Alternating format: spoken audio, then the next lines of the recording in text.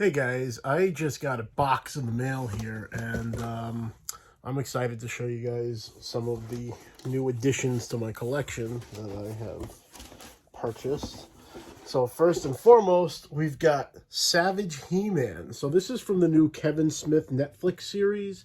And what's really cool about this version of He-Man is he's really similar to the comic book version, but what he essentially is He-Man without the sword.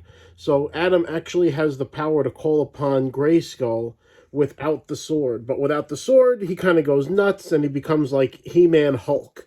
And he also comes with Orko, which is really cool. I like how they gave Orko an actual role in this show as opposed to making him just the comic relief like in the old 80s show. And then secondly, this is something I absolutely had to scoop because it was something that I had when I was a kid. This is Stridor. So this is a mechanical horse from the He-Man line.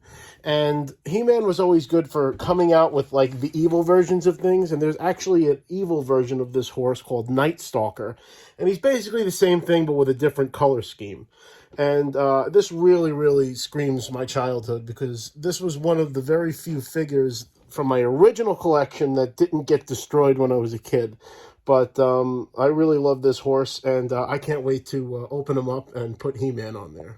Okay, guys, so I have done the unthinkable and opened my toys. But this is the new Stridor, and just for good measure, I pulled out the OG. Now, this is my original Stridor, and my brother's original Stridor, even before me.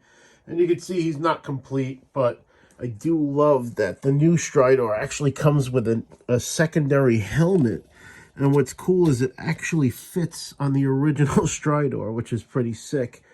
And it really impresses me how they came out with this like base and like you can mount him up there and have him standing on his hind legs, which is really cool for posing and display. And this is the accessories that came with the battle armor He-Man, because I wanted to get that extra like electric effect for when he says by the power of Grayskull.